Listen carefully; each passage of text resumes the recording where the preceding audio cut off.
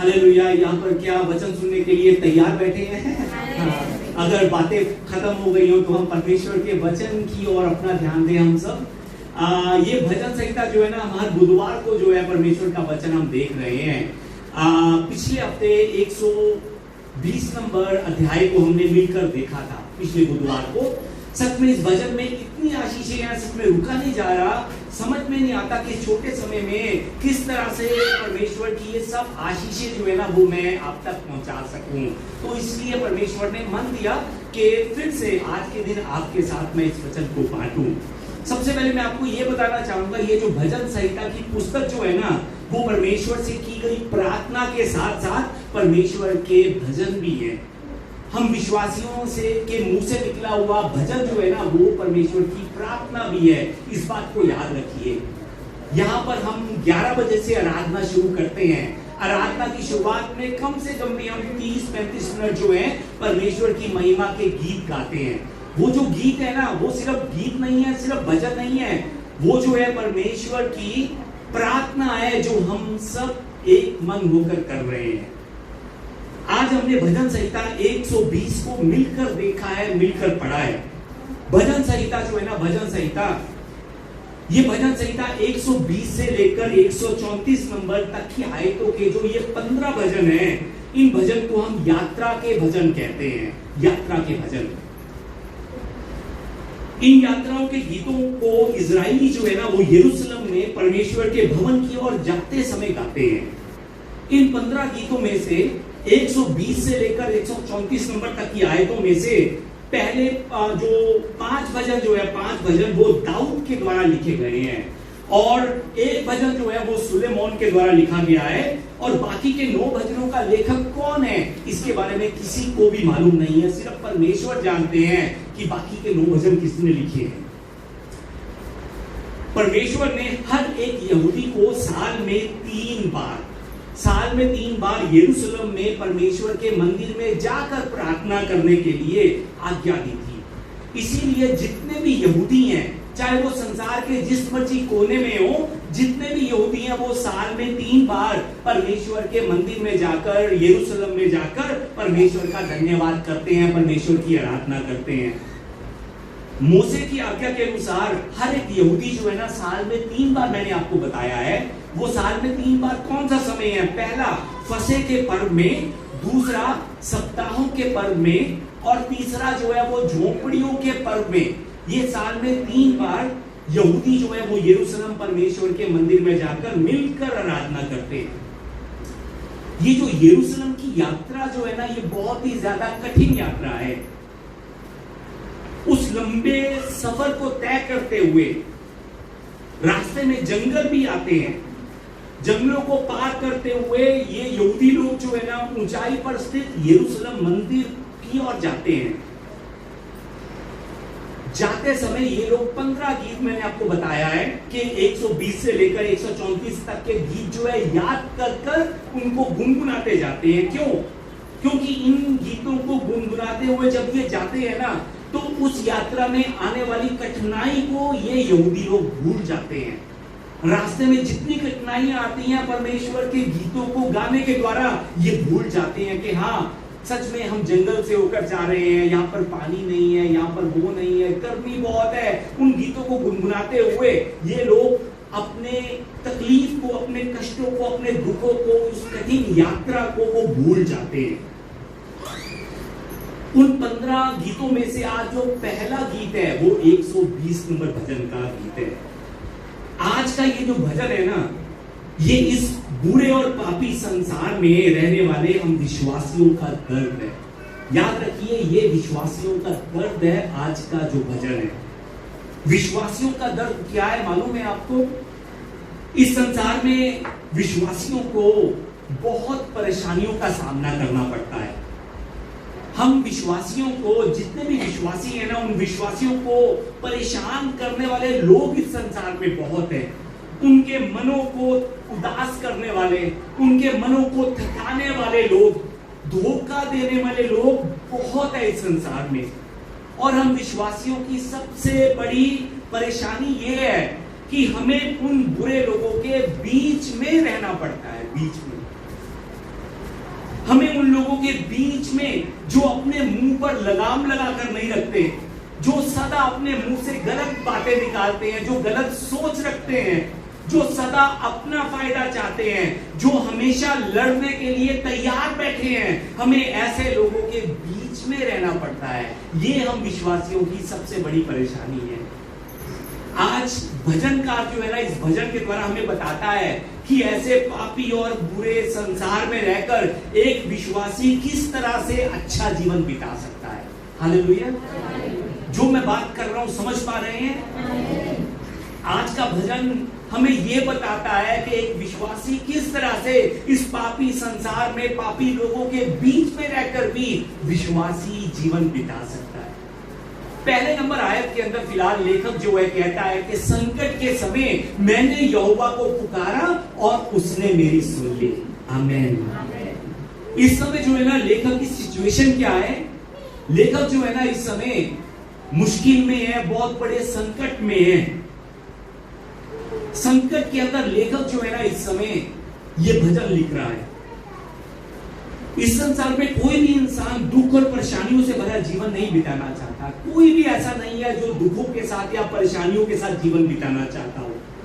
परंतु मैं आपको एक बात याद दिलवाना चाहता हूं कि परमेश्वर जो है ना वो बहुत बार, कभी कभी नहीं, बहुत बार अपने लोगों को वापस अपने करीब लेकर आने के लिए उनके जीवन में परेशानियां भेजते हैं, उन्हें परेशानियों से होकर निकालते हैं, ताकि उन मुश्किलों के द्वारा वो जो विश्वासी है खुद की कमी को जान सके। मुश्किलें परेशानियों के भेजने का मकसद क्या है? कि परमेश्वर परेशानियों को क्यों भेजते हैं विश्वासी के जीवन में? कि हम विश्वासी उन परेशानियों में अपनी कमी को जान सके, अपनी कमी को, और अपनी कमी को जानकर हम परमेश्वर की इच्छा अनुसार अपना जीवन बिता सके। हम सब जानते हैं कि इजराइलियों ने 70 साल बाबेलोन की गुलामी की थी। उन्हें क्यों बाबेलोन की गुलामी में 70 साल रहना पड़ा? क्यों? क्योंकि परमेश्वर चाहते थे कि वो अपनी कमी को जाने। वो जो पाप कर रहे हैं जिसके बारे में उन्हें मालूम भी नहीं है, उस पाप को वो पहचाने और वापस यू टर्न कर कर, पश्चाताप कर कर परमेश्वर के पास वापस आ सके। इसलिए परमेश्वर ने उनको 70 साल की गुलामी में भेजा था। परमेश्वर चाहते हैं कि उसकी प्रजा, परमेश्वर के लोग सदा अपने मन को, अपने ध्यान को परमेश्वर की ओर लगा कर रखें, क्योंकि परमेश्वर चाहते हैं कि हम जाने कि हमारा जो देश है ना वो ये नहीं है, हमारा देश वो है। वो हमारा घर यहां पर नहीं है, हमारा घर वहां पर है। वहां पर परमेश्वर ये चाहते हैं हम इस बात को याद रखें। आज के वचन में लेखक पहली बात हमसे यह करता है कि संकट के समय में हमें परमेश्वर को पुकारना है। संकट के समय में हमें क्या करना है? परमेश्वर को पुकारना है। याद रखिए, पुकारने का मतलब क्या होता है? पुकारने का मतलब है परमेश्वर पर अपना ध्यान लगाकर रखना। कौन इंसान पुकार सकता है? जो ध्यान लगाकर रखे। मैंने पिछले बुधवार को भी आपको बताया था कि जब मैं छोटा था, तकरीबन 8 साल के आसपास की मेरी शायद उम्र होगी, मेरी मम्मी का जो बैकग्राउंड है वो हरियाणा से है, कुरुक्षेत्र के पास से है। बचपन में मेरी मम्मी के मामा जी के घर, जो अभी भी वहां पर यानी कि रहते हैं, उनके पास हम जाया करते थे। उस समय जो है ना, उस समय वहां पर, आज भी बिजली नहीं है, उस समय भी बिजली नहीं होती थी इतनी वहां पर। और एक दिन रात को क्या हुआ, मेरे पेट में अचानक से बहुत ज्यादा दर्द उठना शुरू हुआ, बहुत ज्यादा। तो मैंने मम्मी को कहा, मम्मी मैंने वॉशरूम जाना है, मेरा पेट बहुत दुख रहा है, आप मेरे साथ चलो। क्यों? क्योंकि वहां पर रोशनी नहीं थी, बिल्कुल भी अंधेरा था बिल्कुल, और ऐसा लगता था कि वॉशरूम में अगर रात के समय में जाकर अकेले बैठूंगा तो कोई ना कोई आ जाएगा। बचपन में आपने भी शायद किया होगा, बचपन में मुझे मेरे दोस्त कहते थे कि अगर भूत प्रेतों से डर लगे तो 2 उंगलियां ना ऐसे कर ले, कोई भी तेरे करीब नहीं आएगा। तो सच में मैंने मम्मी को कहा, मम्मी मेरे साथ चलो, मेरा पेट बहुत दुख रहा है, मैंने वॉशरूम जाना है, मेरे साथ चलो। तो जाकर वॉशरूम में बैठ गया। वहां उस समय दरवाजे नहीं थे, पर्दे लगे होते थे। पर्दा लगाया, मैं अपना काम करने के लिए बैठ गया। मम्मी मेरी बाहर बैठी थी। मैंने मम्मी को कहा, जब देखा 1-2 20-30 सेकंड हो गए कि मम्मी की आवाज नहीं आ रही है, अंधेरा है, डर बड़ा लग रहा है, पर मम्मी की आवाज नहीं आ रही है। तो उस समय मैंने क्या किया, मैंने आवाज लगाई, मम्मी। मम्मी कहती मैं यहीं पर हूं, चिंता मत कर। मैं उंगली ऐसे जोड़कर बैठा था, ऐसे कर, और जो काम करना था वो लगातार कर रहा था। फिर कुछ सेकंड बाद जिस समय आवाज नहीं आई मम्मी की, फिर मैंने आवाज लगाई, मम्मी। मम्मी कहती है आराम से कर ले, मैं यहीं पर बैठी हूं, यहीं पर। मेरे कहने का मकसद है कि उस जगह पर बैठकर भी मेरा ध्यान कहां पर लगा था कि बाहर मेरी मां है कि नहीं है। उस चीज को चेक करने के लिए मैंने क्या किया, अपनी मां को पुकारा। आज लेखक भी परमेश्वर को पुकार रहा है। संकट के समय में लेखक कहता है मैंने परमेश्वर को पुकारा। पुकारने का मतलब क्या है, अपना ध्यान परमेश्वर की ओर लगाकर रखना, ये पुकारने का मतलब है। संकट के समय में आप क्या करते हैं? संकट के समय में आप किसको पुकारते हैं? आप किसको चुनते हैं? सच में हमारे लिए यह बहुत जरूरी है कि हम संकट के समय में किसको चुने। भजनकार ने अपने जीवन के संकट में लोगों का सहारा नहीं, परमेश्वर का सहारा लिया। भजनकार ने अपने जीवन के संकट के अंदर परमेश्वर को चुना, परमेश्वर को पुकारा, और जब उसने परमेश्वर को चुनकर उसे पुकारा, वचन में लिखा है कि परमेश्वर ने उसकी सुन ली। आमीन। सच में परमेश्वर सुनता है जब विश्वासी लोग उसको पुकारते हैं। जब एक सच्चा विश्वासी परमेश्वर से प्रार्थना करता है, परमेश्वर को पुकारता है, तो परमेश्वर जिसने इस सृष्टि की रचना की है, इस ब्रह्मांड को बनाया है, वो परमेश्वर उसकी सुनता है। परमेश्वर हमारी सुनता है। सच में ये छोटी बात नहीं है जो मैं इस समय आपसे कर रहा हूं। वो परमेश्वर जिसने इस ब्रह्मांड को रचा है, वो परमेश्वर मेरी सुनता है, आपकी सुनता है, अपने लोगों की सुनता है। ये बहुत बड़ी बात है, बहुत बड़ी बात। मुसीबत के समय हर कोई चिल्लाता है, हर कोई किसी ना किसी को पुकारता है। मुसीबत के समय में, मुसीबत के समय में किसी ना किसी को ढूंढता है। पर जरूरी ये है कि किसको चिल्लाता है, किसको ढूंढता है, किसको पुकारता है। बाइबल में हमने दानियल के बारे में पढ़ा है। दानियल के जीवन में जिस समय संकट आया था, जिस समय राजा ने दानियल को शेरों के पिंजरे में डाल दिया था, उस समय दानियल ने किसको पुकारा? उस समय दानियल की आंखें कहां पर लगी हुई थी? परमेश्वर की ओर लगी हुई थी। और हम सब जानते हैं उसकी आंखें परमेश्वर की ओर लगे होने के कारण वो शेर उसके करीब में होकर भी उसका कुछ बिगाड़ नहीं सके।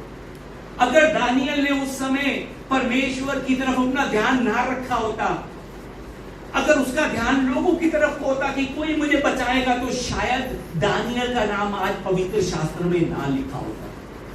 दानियल ने अपने जीवन के संकट में परमेश्वर को पुकारा और परमेश्वर ने उसकी सुन ली। याद रखिए, आज लेखक भी हमसे यही कहता है कि संकट के समय में मैंने परमेश्वर को पुकारा और उसने मेरी सुन ली। आमीन।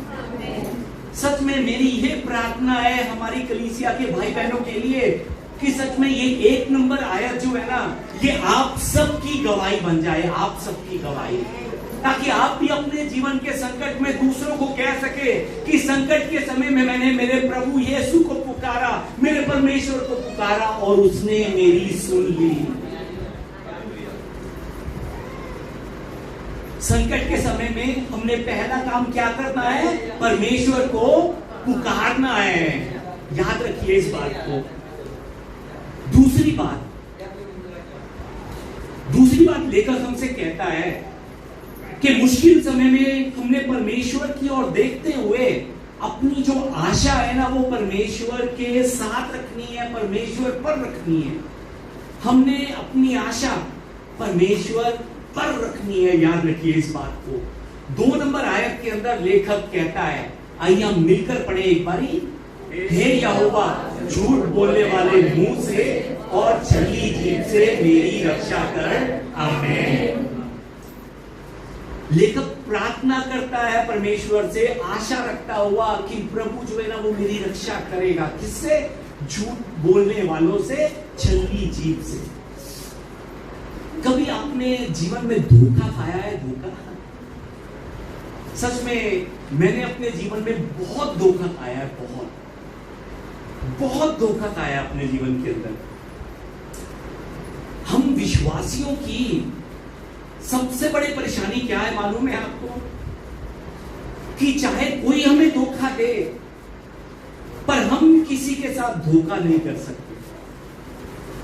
क्यों? क्योंकि हम यीशु पर विश्वास करने वाले लोग हैं। हमें ऐसे धोखेबाज लोगों के बीच में रहना पड़ता है, वो भी मिलकर रहना पड़ता है, मिलकर। ये बहुत बड़ी परेशानी है, चिंता है सच में हम विश्वासियों। हम विश्वासियों को एक बात हमेशा याद रखनी है कि हमारा प्रभु जो है ना वो यीशु मसीह है। हमारा प्रभु यीशु मसीह जो है ना वो शांति का राजा है, वो मेल मिलाप का राजा है, वो मेल करवाने वाला है। हम सब उसे अपना मालिक कहते हैं, वो हमारा राजा है, राजा। अगर हम विश्वासी लोग, अगर हम भी संसार के लोगों को धोखा देंगे, उनसे लड़ेंगे, उनके लिए अपने मुंह से अगर हम गलत शब्दों को निकालेंगे, तो हम भी उनके जैसे बन जाएंगे, उनके जैसे, और हमारी आत्मा भी उन्हीं की तरह अशांत हो जाए। इफिसियों की कलीसिया, हम सबने इफिसियों की कलीसिया के बारे में काफी कुछ जानते होंगे। इफिसियों की कलीसिया में कुछ झूठे लोग जो है ना वो घुस आए थे, कुछ झूठे प्रचारक घुस आए थे। वो छुपकर गलत शिक्षा का प्रचार कर रहे थे। उस समय दूसरे विश्वासियों ने उन विश्वासियों को, उन गलत प्रचार करने वाले लोगों को ढूंढने की कोशिश की। सच में उन्होंने धीरज रखकर, दुख उठाकर उन्हें ढूंढने के लिए जोर लगाया, परंतु क्या हुआ? परंतु फिर भी वो ढूंढ ना पाए, फिर भी वो जान ना पाए कि कौन गलत प्रचार इस समय कलीसिया में कर रहा है, कौन गलत बातें कलीसिया में कर रहा है, कौन कलीसिया का माहौल जो है ना वो खराब कर रहा है, कौन। उस समय उन इफिसियों की कलीसिया के लोगों ने क्या किया मालूम है आपको? उस समय वो इफिसिया के कलीसिया के लोग जो है ना, उन्होंने एक दूसरे पर शक करना शुरू कर दिया, उन्होंने एक दूसरे पर दोष लगाना शुरू कर दिया, उन्होंने एक दूसरे को बुरा कहना शुरू कर दिया। उन्होंने ऐसा क्यों किया मालूम है आपको? क्योंकि उन दोष लगाने वाले विश्वासियों को लग रहा था कि वो परमेश्वर के वचन को सही रीति से जानते हैं, वो परमेश्वर के वचन को सही तरह से पकड़कर आगे बढ़ रहे हैं, और दूसरा जो है ना वो नहीं, वो गलत शिक्षा दे रहा है, ये सही दे रहा है, ये गलत दे रहा है। ऐसी सोच उनकी थी। उन इफिसियों के विश्वासियों की तरफ को देखते हुए परमेश्वर ने क्या कहा मालूम है आपको? इफिसियों की पुस्तक चैप्टर नंबर 2 की 2 से 4 में लिखा है। परमेश्वर उन लोगों का जीवन देखकर उन्हें कहते हैं जो खुद को विश्वासी कह रहे थे। परमेश्वर कहते हैं कि मैं तेरे काम और परिश्रम और तेरा धीरज जानता हूं। परमेश्वर कहते हैं मैं जानता हूं जो तूने परिश्रम किया है, जो तू धीरज रखकर बैठा है, जो तेरे काम है, मैं सब जानता हूं। और ये भी कि तू बुरे लोगों को तो देख नहीं सकता, और जो अपने आप को प्रेरित कहते हैं और है नहीं। कौन? झूठे विश्वासी जो खुद को प्रेरित कहते हैं पर है नहीं, उन्हें तूने परख कर झूठा पाया है, और तू धीरज धरता है और मेरे नाम के लिए दुख उठाते उठाते थका नहीं। ये परमेश्वर उनको कहते हैं। आगे क्या कहते हैं? आगे, पर मुझे तेरे विरुद्ध ये कहना है, परमेश्वर कहते हैं मुझे तेरे विरुद्ध ये कहना है क्या? कि तूने अपना पहला सा प्रेम छोड़ दिया। परमेश्वर इफिसिया के विश्वासियों को देखकर क्या कहते हैं? कि तूने अपने पहला सा प्रेम छोड़ दिया। कौन सा पहला प्रेम? जो उन्होंने परमेश्वर से किया था, जो परमेश्वर से करने के बाद उन लोगों ने आपस में किया था, उन्होंने वो प्रेम छोड़ दिया। परमेश्वर का प्रेम भी छोड़ दिया, आपस का प्रेम भी छोड़ दिया। हमारे देश में कहावत है कि अगर घी सीधी उंगली से ना निकले तो उंगली को टेढ़ी कर दो, टेढ़ी। ये क्या कहावत का अर्थ मालूम है आपको? कि लोग बुरे हैं तो उनके जैसे बुरे बन जाओ। ये हमारे भारत की कहावत है।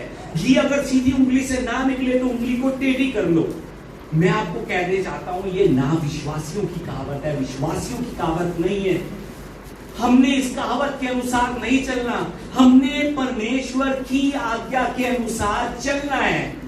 घी ना भी निकले कोई बात नहीं है, कोई ना कोई आकर निकाल देगा घी को, उंगली टेढ़ी करने की जरूरत नहीं है, हमें उल्टी चाल चलने की जरूरत नहीं है। हमारी कलीसिया ने इफिसियों की कलीसिया जैसी गलती नहीं करनी है। हमने ये याद रखना है कि हम प्रभु यीशु के कारण परमेश्वर से मेल करने वाले लोग हैं। याद रखिए इस बात को।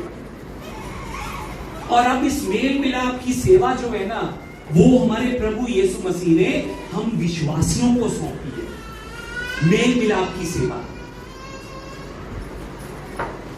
आइए एक बार हम कुरिन्थियों की पुस्तक 5:18 को हम एक आवाज में मिलकर पढ़ें।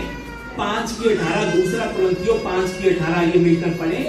और सब बातें परमेश्वर की ओर से हैं, जिसने मसीह के द्वारा अपने आप हमारा मेल मिलाप कर लिया और मेल मिलाप की सेवा हमें सौंप दी।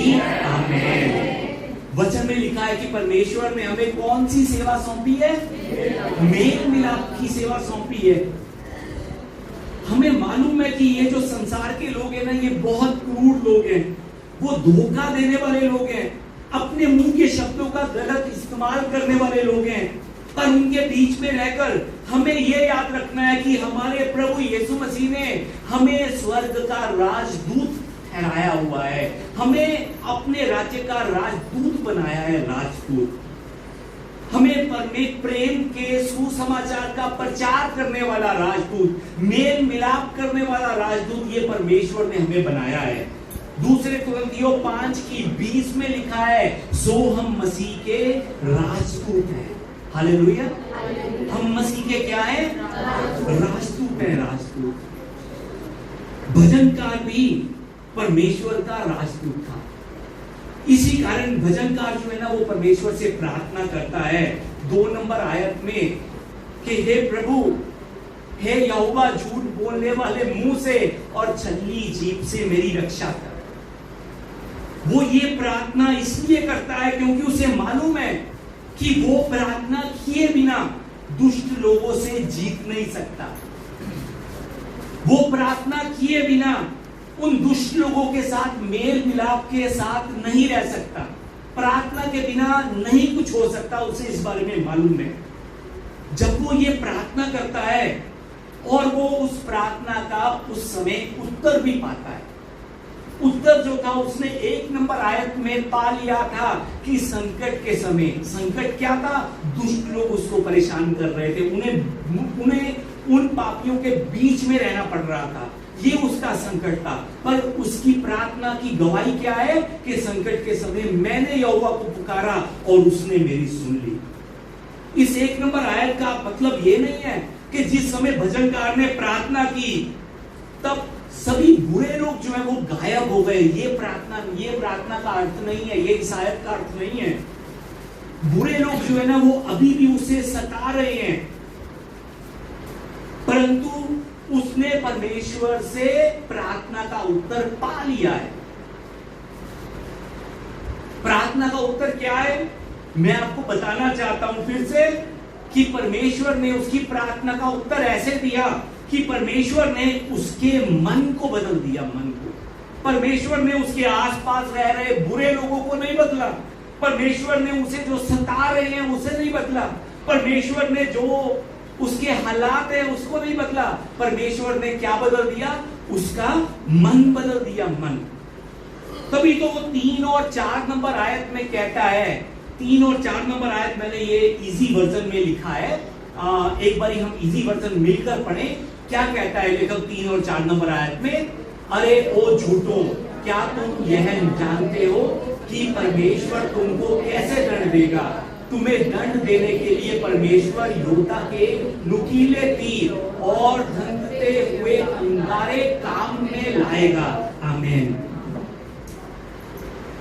उसने प्रार्थना करते समय जिस समय वो 2 नंबर आयत की प्रार्थना कर रहा था, उस प्रार्थना को करते समय उसने न्याय करने वाले परमेश्वर की ओर देखा। उसने अपना ध्यान, अपनी आशा लगातार परमेश्वर की ओर लगाकर रखी। जिस समय उसने अपनी आशा, अपना ध्यान परमेश्वर की ओर लगाकर रखा ना, तब उसे एहसास हुआ कि दुष्टों का भी एक दिन न्याय होगा। उन दुष्टों को भी परमेश्वर के सामने खड़ा होना पड़ेगा। इस बात को जानने के बाद भजनकार का डर जो है ना वो खत्म हो गया। क्यों? उसे मालूम पड़ गया कि इनका भी न्याय होगा। न्याय ये सब कैसे हुआ? प्रार्थना के द्वारा, अपनी आशा परमेश्वर पर रखने के द्वारा। सच में इस भजनकार के जीवन को देखते हुए मैं बहुत प्रभावित हुआ, बहुत ज्यादा। 7 नंबर आयत को जब हम देखते हैं ना, तो 7 नंबर आयत में भजनकार कहता है कि मैं शांति चाहता हूं, मैं शांति से रहने वाला मनुष्य हूं। वचन में लिखा है मैं तो मेल चाहता हूं, मेल, मैं तो मेल मिलाप चाहता हूं। इंग्लिश बाइबल में लिखा हुआ है कि आई एम फॉर पीस, कि मैं मेल चाहता हूं। ये जो बात है ना, हर कोई इंसान नहीं कर सकता कि मैं तो मेल चाहता हूं। भजनकार उन दुष्ट लोगों के बीच में रहकर बहुत कष्टों को सह रहा था। 5 और 6 नंबर आयत को जब हम देखते हैं ना, तो भजनकार कहता है कि मुझे मिकेश में परदेसी होकर रहना पड़ा और केदार के तंबुओं में बसना पड़ा। ये मिकेश और केदार क्या है? कौन सा इलाका है? ये जो मिकेश का इलाका जो है, ये आज के समय में हम कहें तो दक्षिण रशिया का जो इलाका है ना, ये इजराइल के उत्तरी भाग में पड़ता है, दक्षिण रशिया का इलाका। उस इलाके के अंदर येतेब जो नाम का इंसान है, उसके वंश के लोग रहते थे, यानी कि येतेब वंशी रहते थे। कहां पर? मिकेश में। और जो केदार इलाका है, ये केदार इलाका जो है अब्राहम की दासी से जो बेटा पैदा हुआ था, उसका नाम याद है किसी को? इस्माइल। जो बात कर रहा हूं समझ पा रहे हैं? इस्माइल वंशी जो है ना, इस्माइल का बेटा, उसका नाम केदार है। केदार यानी कि इस्माइल वंशी का इलाका केदार का इलाका है। आज के समय में हम कहें तो ये अरब का जितना भी इलाका है वो सब केदार का इलाका है, इस्माइली वंशियों का इलाका है। ये दोनों जातियां जो है ना, ये अन्य जातियां हैं, अन्य जातियां। ये दोनों जातियां शांति से नफरत करने वाली जातियां हैं। ये लड़ाई झगड़ा करने वाले लोग हैं। ये वो क्रूर लोग हैं जो अपने लालच के लिए किसी हद तक भी जा सकते हैं। ये 2 जातियां ऐसी जातियां थी, मिकेश और केदार।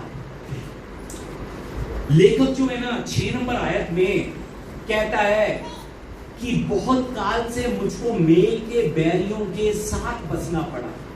ये जो मिकेश और केदार में रह रहे लोग जो है ना, ये मेल करना नहीं चाहते। लेखक इनको क्या कहता है? मेल के बैरी हैं ये लोग जो हैं। सच में लेखक इनके साथ मेल मिलाप चाहता है, परंतु ये लोग जो है ना सदा लड़ना चाहते हैं, सदा। 7 नंबर आयत में तभी तो लेखक कहता है कि मैं तो मेल चाहता हूं, परंतु मेरे बोलते ही वे लड़ना चाहते हैं, मेरे बोलते ही। सच में ऐसी सिचुएशन में, ऐसे बुरे लोगों के बीच में रहकर बहुत ही ज्यादा अजीब की बात यह है कि भजनकार जो है ना कहता है कि मैं तो मेल चाहता हूं। ऐसे लोगों के बीच में रहकर जो सदा लड़ने को तैयार रहते हैं, मेरे बोलते ही वो लड़ना चाहते हैं, ऐसे लोगों के बीच में लेखक कहता है कि मैं मेल चाहता हूं। ये बात कौन कह सकता है? कौन? वो भी उस समय जिस समय लोग उसके बोलते ही उससे लड़ना चाहते हो। ये बात सिर्फ वो ही कर सकता है जो सच में परमेश्वर के साथ चलता हो।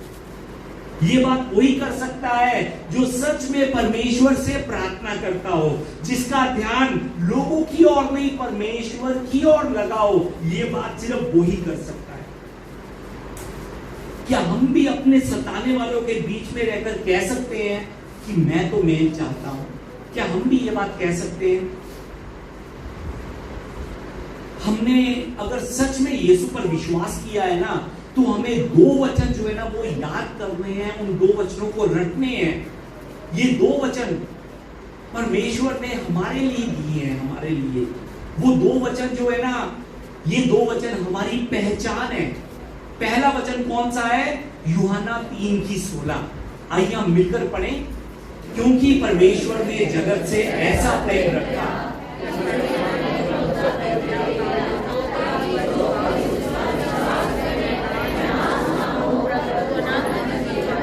आमीन। ये पहला वचन है जिसे हमने याद कर रखना है। क्यों? ये हम विश्वासियों की पहचान है, पहचान। दूसरा वचन इब्रानियों की पुस्तक 12:14 में लिखा है। आइए ये भी हम मिलकर पढ़ें। सबसे मेल मिलाप रखने और उस पवित्रता के खोजी हो जिसके बिना कोई प्रभु को कदापि ना देखेगा। आमीन। सच में इन दोनों वचनों को हमने याद रखना है।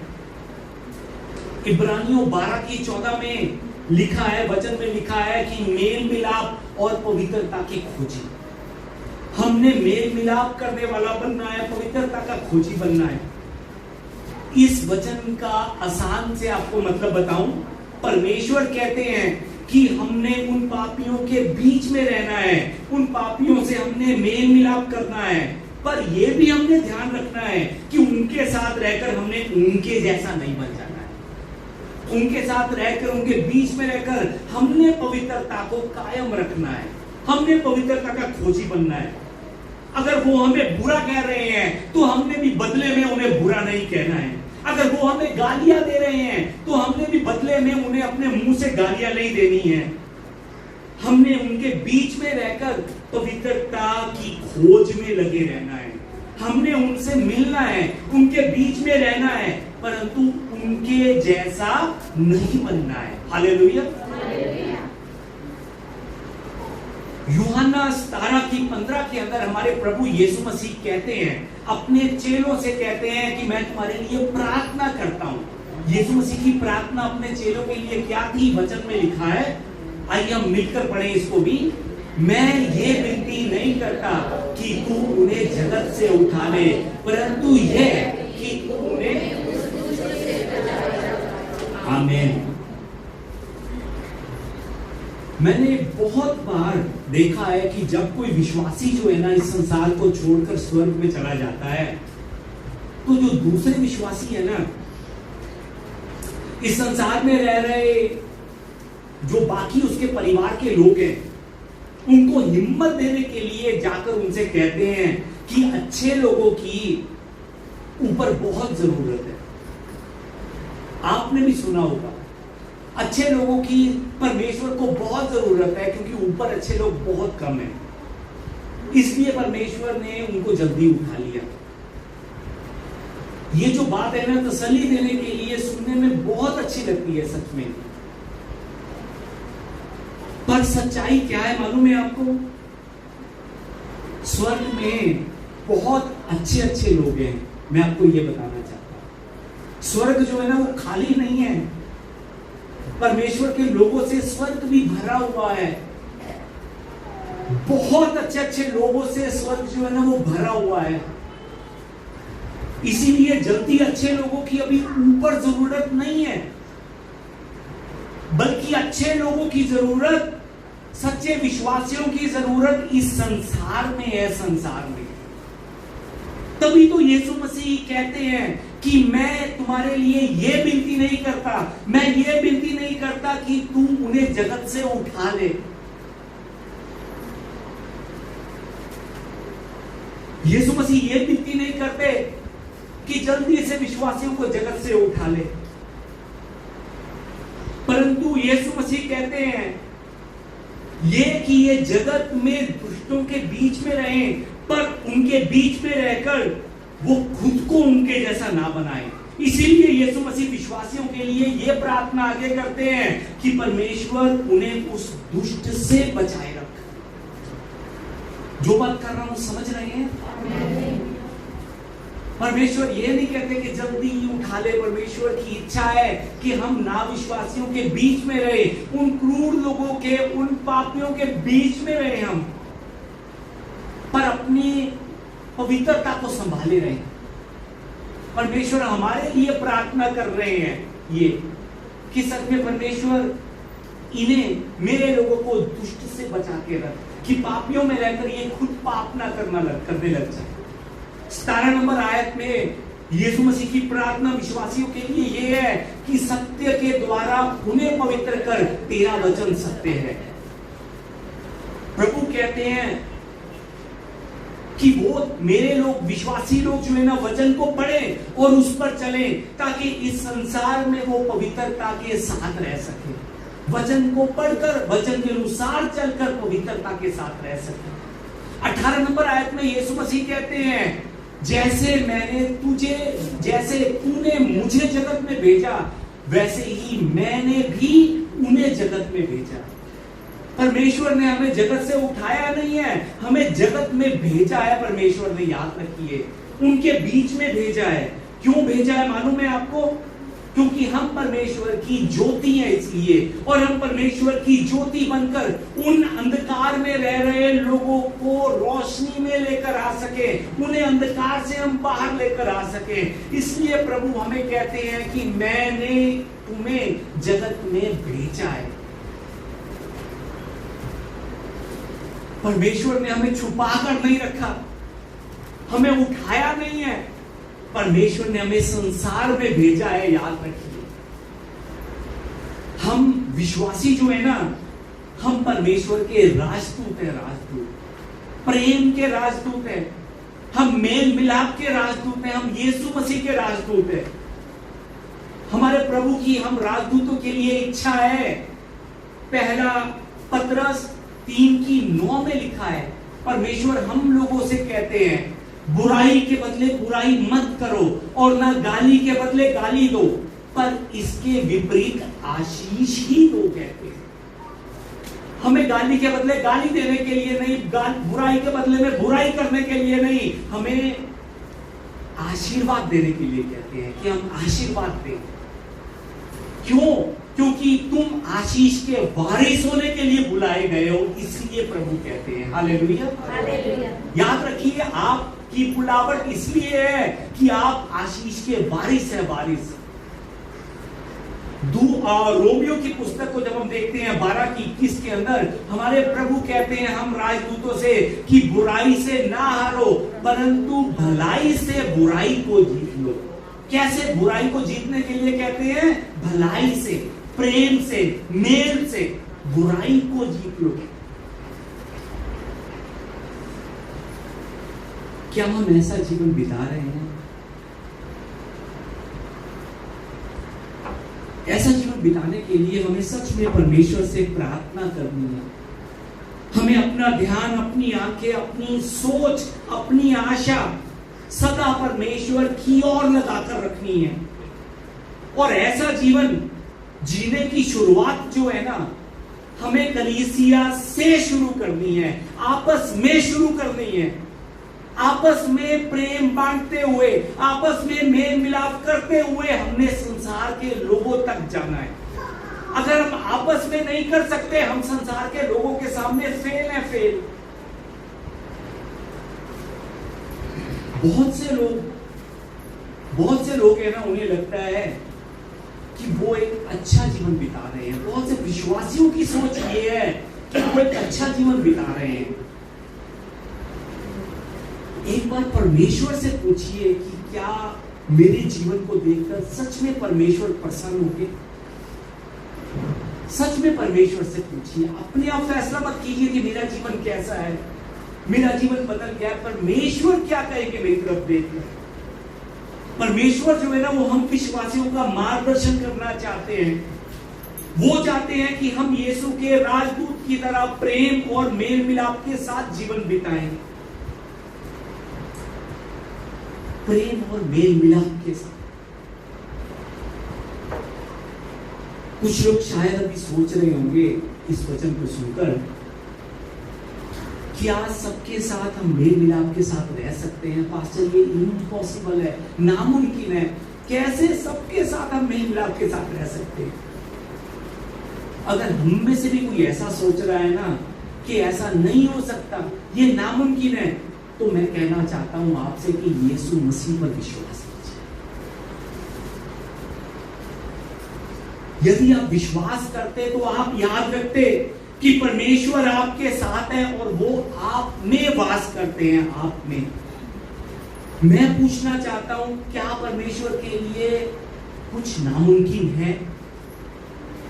क्या परमेश्वर कुछ ऐसा है जो नहीं कर सकते?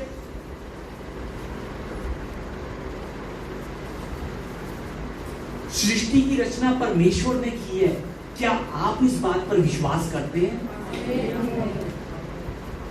यीशु मसीह कुंवारी से गर्भवती हुआ, कुंवारी के द्वारा पैदा हुए, क्या आप इस बात पर विश्वास करते हैं? परमेश्वर ने लाल समुद्र को दो भागा किया, क्या आप इस बात पर विश्वास करते हैं? यीशु मसीह ने मरे हुए लाजर को जीवित किया, क्या आप इस बात पर विश्वास करते हैं? अगर आप इन सब बातों पर विश्वास करते हैं कि परमेश्वर के लिए कुछ भी नामुमकिन नहीं है, तो आप में रह रहे परमेश्वर पर आप क्यों विश्वास नहीं करते कि वो परमेश्वर जो मेरे अंदर वास करता है वो मुझे सबके साथ प्रेम और मेल का जीवन दे सकता है? आप क्यों ये विश्वास नहीं करते थे? याद रखिए, परमेश्वर जो है ना वो मेल मिलाप करता है, वो एक करता है, एक। पर जो शैतान है ना वो कलीसिया में झगड़े उत्पन्न करता है, वो बंटवारे उत्पन्न करता है, वो मनों को बांटना शुरू कर देता है। अब और ज्यादा धोखा मत खाइए शैतान से, क्या सही है क्या गलत है विचार कर कर शैतान से और ज्यादा धोखा मत खाइए। अंत में अपने दोस्त की एक कहानी बताकर आज के वचन को समाप्त करना चाहूंगा। मेरा एक दोस्त पास्टर है, बाहर रहते हैं वो। उन्होंने एक दिन कलीसिया में अपनी गवाही दी। उन्होंने ये कहा कि वो जब भी किसी से मिलते थे तो उससे मिलने के बाद, दूसरे इंसान से मिलने के बाद, उस इंसान के बारे में जिससे वो मिलते थे उसके बारे में हमेशा उनको नेगेटिव विचार आते थे।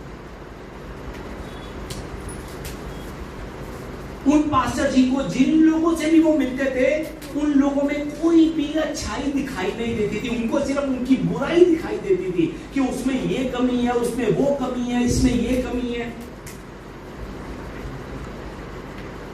वो कहते थे कि मुझे भी नहीं पता चला कि किस समय मैंने अपने मन में दूसरों पर दोष लगाना शुरू कर दिया कि वो ऐसा है, वो वैसा है। ऐसा उन्होंने क्यों किया? उन्होंने बताया क्योंकि उन्होंने खुद को दूसरों से बड़ा समझ लिया और उन दूसरों को अपने से छोटा समझ लिया। वो विश्वास में मुझसे छोटे हैं अभी, इसलिए उन पास्टर जी ने दूसरों पर दोष लगाना शुरू कर दिया, दूसरों की कमियां ढूंढनी शुरू कर दी। एक दिन जब वो प्रार्थना कर रहे थे तो उस समय परमेश्वर ने उन्हें रोमियो की पुस्तक 14 का 10 जो है वो पढ़ने का मन दिया। और जिस समय उन्होंने उस वचन को पढ़ा वो हिल गए। उस वचन में लिखा था, रोमियो 14 की 10 में लिखा था कि तू अपने भाई पर क्यों दोष लगाता है, या तो फिर क्यों अपने भाई को तुच्छ जानता है। हम सब के सब परमेश्वर के न्याय के सिंहासन के सामने खड़े हैं। ये वचन परमेश्वर ने जिस समय उनको दिखाया वो शौक हो गए। इस वचन को पढ़कर उन्होंने कहा कि मैंने लगातार कुछ महीने प्रार्थनाएं की। जिस समय वो लगातार इस वचन को पढ़कर 3-4 महीने प्रार्थनाएं कर रहे थे, उस समय उन्हें मालूम हुआ कि उनके मन में दूसरों की बुराई भरने वाला और कोई नहीं, शैतान था। शैतान जो दूसरों के बारे में उनके मन में बुराई भर रहा था। लगातार शैतान उन पर हमला कर रहा था, पर उन्हें बिल्कुल भी इस बात का एहसास नहीं था। क्यों? क्योंकि उन्हें लग रहा था कि वो अब विश्वास में बड़े हो चुके हैं और बाकी सब विश्वास में अभी छोटे हैं, बच्चे हैं। याद रखिए, विश्वास में बड़ा वो होता है जो पापियों से भी प्रेम करना जानता है। विश्वास में बड़ा वो होता है जो दूसरों की गलतियों को ढकना जानता है। विश्वास में बड़ा वो होता है जो दूसरों को क्षमा करना जानता है। विश्वास में बड़ा वो होता है जो दुष्टों से भी, पापियों से भी प्रेम करना जानता है। विश्वास में बड़ा वो होता है जो खुद झुककर चलना जानता है। और ऐसा जीवन सिर्फ वो बिता सकता है जो यीशु मसीह के साथ क्रूस पर चढ़ गया। सिर्फ वो ऐसा जीवन बिता सकता है। याद रखिए, जो हमारे अंदर है वो शांति का राजकुमार है। अब से सदा उस प्रेम और शांति के राजकुमार के साथ रहकर वो एक जिम्मेवारी, परमेश्वर ने हमें 3-4 जिम्मेवारियां नहीं सौंपी हैं, सिर्फ एक जिम्मेवारी सौंपी है। और वो हमने वचन में देखा था, मेल मिलाप की जिम्मेवारी।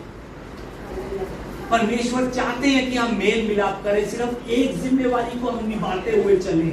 वो एक जिम्मेवारी, मेल मिलाप की जिम्मेवारी अपने जीवन में पूरा करते हुए हम यीशु मसीह के राजदूत बनकर मेल मिलाप का संदेश इस कलीसिया से शुरू कर यहाँ पर बैठे हुए लोगों से मेल मिलाप का संदेश जो है ना वो शुरू कर अपने पड़ोसियों तक उस प्रेम के संदेश को लेकर जाएं, ताकि परमेश्वर हमारे जीवन को देखकर, हमारे अंदर मेल मिलाप को देखकर, सच में हमारी तरफ देखकर वो फख्र कर सके, वो कह सके कि हाँ, ये सच में मेरा राज है। आइए इस समय हम एक बार अपने आप से हम वादा करें कि सच में मैं परमेश्वर का राजदूत बनूंगा। आइए अपने सीने पर हाथ रखकर कहें, मैं यीशु का राजदूत हूँ, मैं यीशु का विश्वासी हूँ। मुझे यीशु ने मेल मिलाप करवाने के लिए भेजा है। मुझे यीशु ने प्रेम करने के लिए भेजा है। मुझे यीशु ने क्षमा करने के लिए भेजा है। मुझे यीशु ने लोगों को गले लगाने के लिए भेजा है। सच में ये हम विश्वासियों की प्रार्थना होनी चाहिए, ये हमारा जीवन होना चाहिए। क्यों? क्योंकि हम यीशु के राजदूत हैं।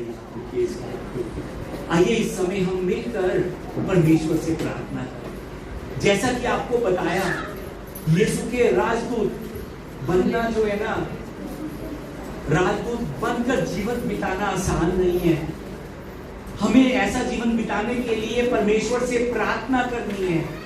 हमने ऐसा जीवन बिताने के लिए परमेश्वर की ओर अपना ध्यान रखना है, परमेश्वर पर अपनी आशा रखनी है, तभी हम ये जीवन बिता सकते हैं।